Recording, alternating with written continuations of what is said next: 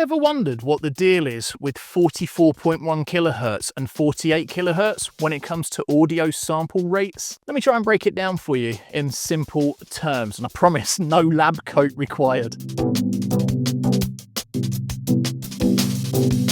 The sample rate is how many times per second audio is digitally captured. Two of the most common sample rates that you'll come across are 44.1 kilohertz and 48 kilohertz. And yep, those numbers do matter.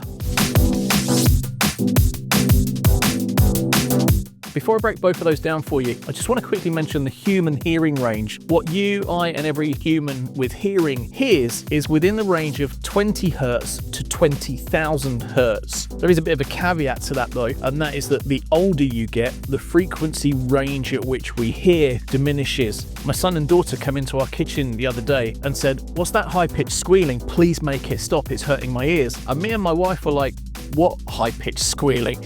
It was an old Apple iPad charger that I had plugged in, and it was making this high-pitched noise.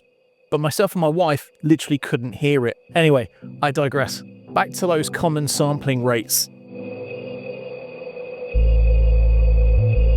So 44.1 kilohertz, which you'll also see written as 44,100 hertz, was originally picked for audio CDs back in the day, mainly because of what CD tech could actually handle. It captures frequencies up to 22.05 kilohertz, just slightly more above the edge of human hearing. Perfect for final playback, but not ideal for recording in modern setups.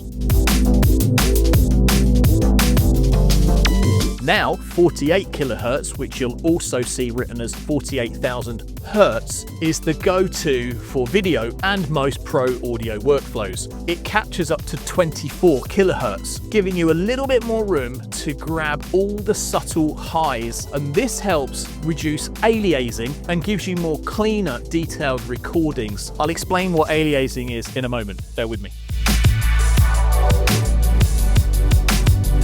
This all ties into the Nyquist-Shannon theorem, for what? Which says the highest frequency that you can accurately record is half the sample rate. And that's what's known as the Nyquist frequency, which you may have heard of. Maybe not. Lab coat may be required. So 48 kilohertz captures at a frequency of 24 kilohertz. And 44.1 kilohertz only gives you 22.05 kilohertz. It's a small difference, but it can matter, especially when working with complex or high frequency content. Okay, right, time to circle back to that little audio gremlin called aliasing, not your friend. If you record sounds above the Nyquist frequency, those frequencies don't just disappear, they reflect back into the lower range and show up as totally wrong frequencies. That's aliasing. Basically, high frequencies pretending, well, to be lower ones. Kinda like audio catfishing, to be honest with you. And trust me, aliasing isn't musical or edgy, it just sounds wrong. So using 48 kilohertz helps reduce the risk and keeps your audio clean. So quick recap, 44.1 kilohertz is CD standard, and that's decent for playback. 48 kilohertz, better for recording, video, and editing audio. Nyquist frequency is half your sample rate, and aliasing the unwanted audio artifacts from sampling too low.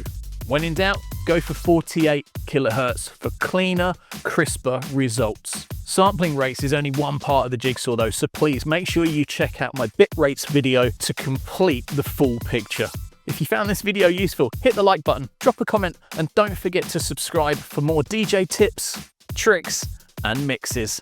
I'm DJ Hurley from MKFM, and until next time, keep spinning, stay creative, and I'll see you in the mix.